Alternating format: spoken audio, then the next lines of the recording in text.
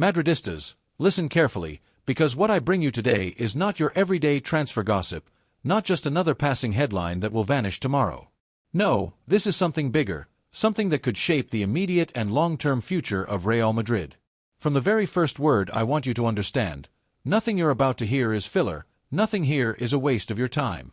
And just so you know, I'm saving the best for last, a piece of news so electrifying that it could leave you breathless. At the end of this breakdown, I'll reveal a super bombshell about a young forward who has the potential to shake the foundations of European football. But before we get to that, let's deal with the subject that's currently dominating conversations inside Valdebebas and beyond. Antonio Rudiger, the warrior at the back.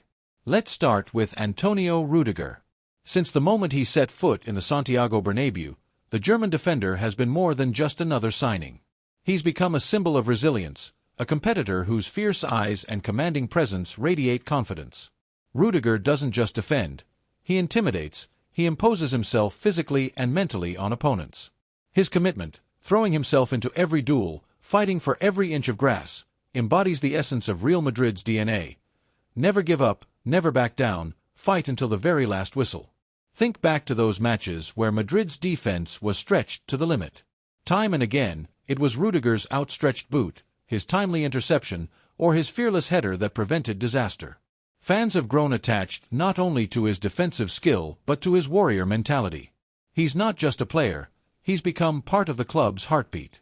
Yet, football is a game that respects no one's clock. Rudiger is now in his 30s.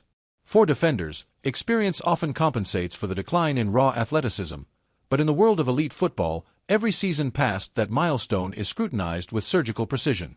Clubs must ask themselves, how long can he maintain this level, and when is the right moment to move on? The shock offer from Saudi Arabia. And this is where things take a dramatic turn. Out of nowhere, Al Nassr, the Saudi Arabian powerhouse already known for luring global stars, has stepped forward with a proposal that few could have predicted. They've placed on the table a jaw-dropping €50 million for Antonio Rudiger. Pause for a moment and consider what that means. $50 million for a central defender well into his 30s. In today's market, such an offer borders on the surreal. For most clubs, this would be a no-brainer, a once-in-a-lifetime chance to cash in on a player at this stage of his career. And yet, Real Madrid is not most clubs. Inside the boardroom, the debate rages. On one hand, some argue that such an amount is almost too good to refuse. They see it as a golden opportunity to profit while the market still values him at an unexpectedly high price. On the other hand, there are those who argue that money cannot replace leadership, nor can it replicate the calm a veteran provides in the heat of a Champions League knockout tie. How do you measure the value of a man who holds the defensive line together when pressure is suffocating?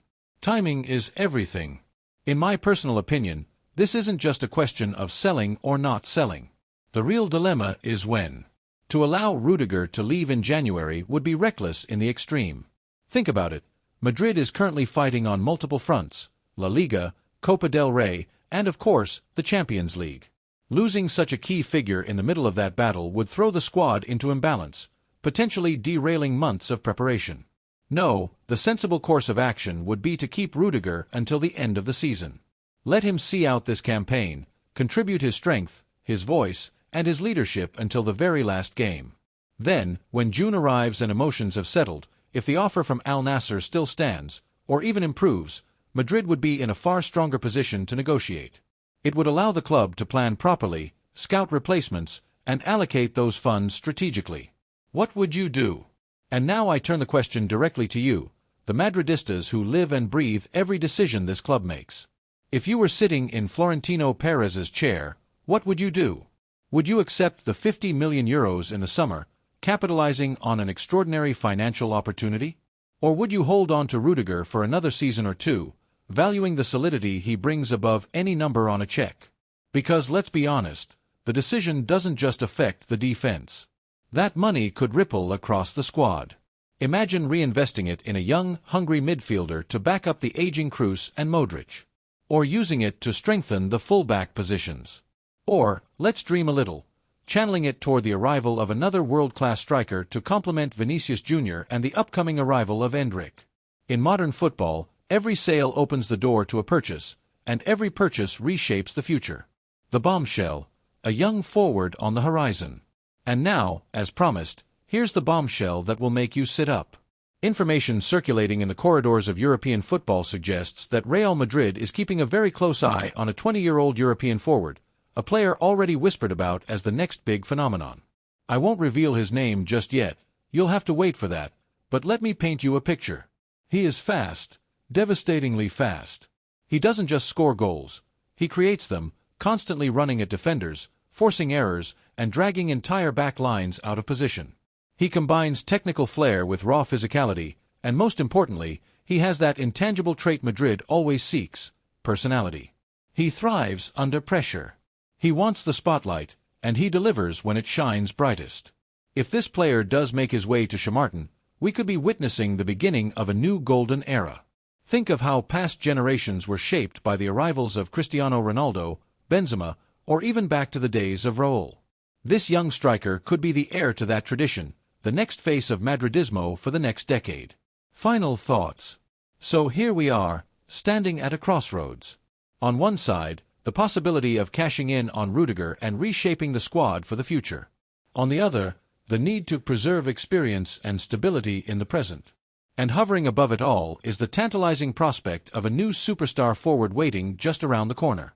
This, Madridistas, is not just another transfer saga.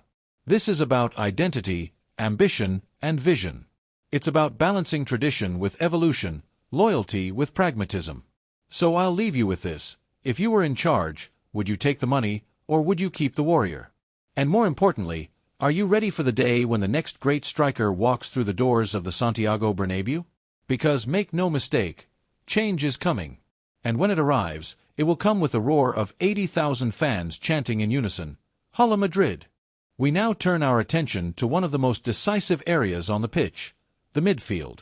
It is in this part of the field where matches are controlled, where the tempo is dictated, and where the battle for dominance is either won or lost. And within this crucial territory, a name has begun to echo more and more loudly, not just in Spain or England, but across the footballing world, Moises Caicedo, the Ecuadorian midfielder currently playing for Chelsea in the Premier League. Caicedo's connection with Real Madrid is not new. In fact, his name was already linked to the club a few years ago, before he made the leap to England. Back then, Real Madrid's president Florentino Perez and his sporting advisors considered him, analyzed his profile, but ultimately decided not to take the plunge. Perhaps they felt he was still too raw, perhaps other transfer priorities seemed more urgent, or maybe they believed they could wait. Whatever the reason, Madrid chose not to move. But football has a way of presenting second chances, and now, once again, the train seems to be stopping at the Santiago Bernabéu station. Reports from both Ecuadorian outlets and respected English media suggest that Caicedo is not entirely comfortable in London. While his performances have been solid, sometimes even excellent, the reality is that Chelsea's project has left him unconvinced. The club has been turbulent, with managerial changes, tactical instability, and an overall sense of transition. For a young player with lofty ambitions, that instability can be unsettling. And here lies the crucial detail. Caicedo's lifelong dream, the one he has carried since childhood, is to wear the famous white shirt of Real Madrid and to step onto the pitch of the Santiago Bernabéu as one of its stars. When a player of his level harbors such a desire, negotiations often tilt in favor of the club he longs to join.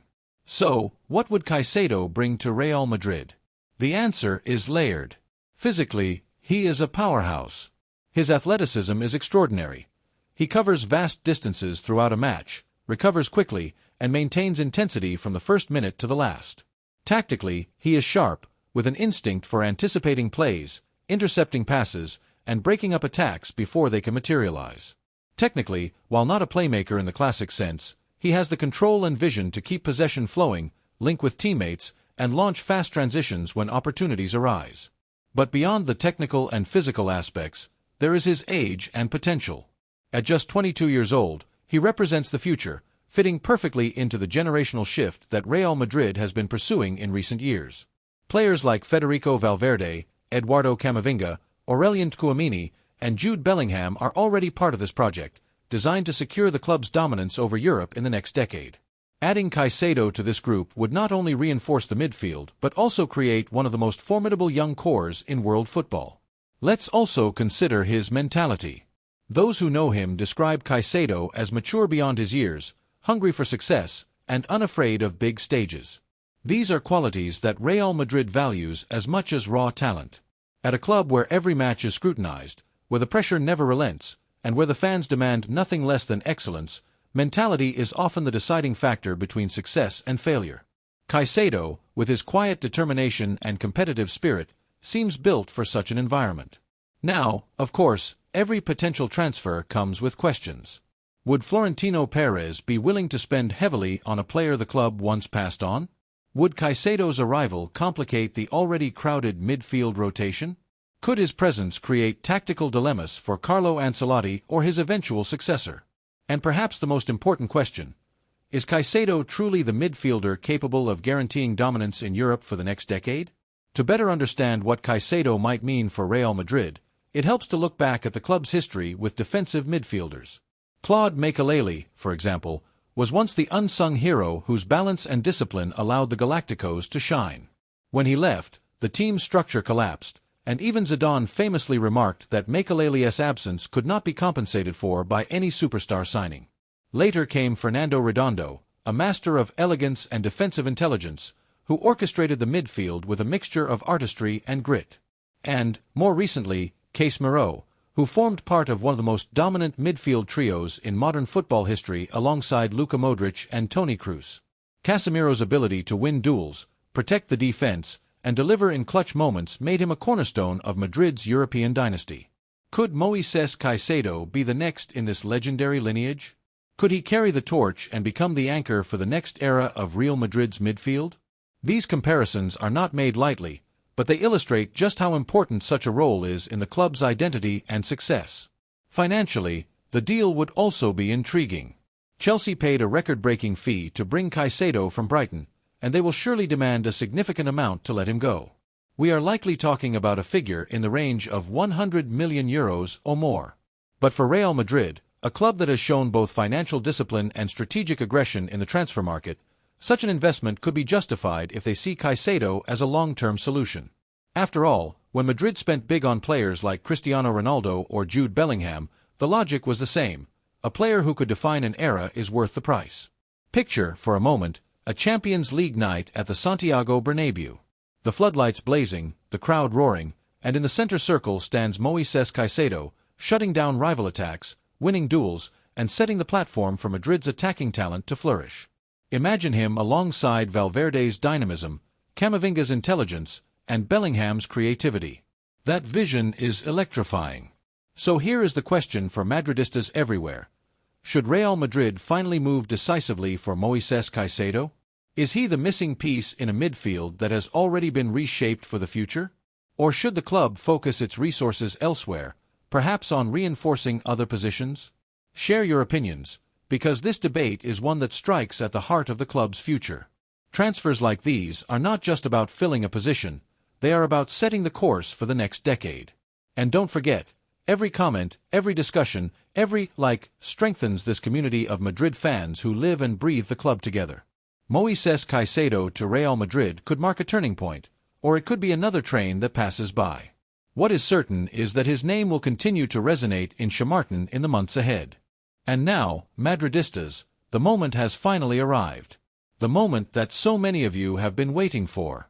The big revelation, the so-called super bombshell, that could reshape not only the future of one young player but potentially influence the direction of the Real Madrid squad itself in the years to come. I'm talking, of course, about Gonzalo García, one of the brightest and most promising talents to emerge from the famous La Fábrica Academy in recent times. At just 21 years of age, Gonzalo is a footballer who seems destined for goals, someone who was born to thrive under the lights of the Santiago Bernabéu. And yet, despite his undeniable ability, his present is filled with uncertainty. What happens over the next few months could be decisive not only for his career but for the club's long-term planning. The meteoric rise. Let's rewind for a moment. Gonzalo burst onto the scene last season, and it wasn't the kind of quiet, unnoticed debut that sometimes goes under the radar. No, his arrival was electric. His performances captured attention immediately, especially during the FIFA Club World Cup, where he scored 4 goals in just 6 appearances. 4 goals at a World Tournament, and he wasn't even a starter for most of those games. It wasn't luck. It wasn't coincidence. It was instinct, pure striker's instinct. Gonzalo showed composure in front of goal far beyond his years, intelligence in his movements, and the courage to take responsibility in high-pressure moments. Madridistas watching from around the globe felt it in their bones. Perhaps the club had finally found the next great number 9, a homegrown striker who could lead the line for the next decade. The comparisons began almost immediately. Some whispered his name alongside Alvaro Morata, Gis Rodriguez, or even Raul González Blanco, each of whom emerged from the youth system and carried the weight of expectation at different times. But Gonzalo seemed to carry himself differently, less overwhelmed, more assured, like someone who had already rehearsed for these big stages in his mind 1,000 times. The current struggle. But football, as history constantly reminds us, is never a straight road. Fast forward to this season, and things look very different. Gonzalo has barely registered 90 minutes across the first 4 La Liga fixtures. That's just one full match's worth of time, spread across 4 separate games. For a player at his age, those lost minutes matter. Every game on the bench is another step in development that he misses. Inside the club, voices are growing louder about what to do next. Discussions have already started about the possibility of a loan move in the winter transfer window. And it's not just idle talk. Clubs from mid-table in La Liga have already shown interest. Scouts from Italy, Germany, and even the Premier League are monitoring him closely. These teams see him as a potential starter, a forward who could contribute immediately. So here we are, faced with the eternal question, what's best for Gonzalo? The case for a loan. On one side of the debate are those who firmly believe that leaving on loan is the best option. Their argument is simple. Minutes matter. Playing time is experience, and experience is growth. Without it, even the most talented players stagnate.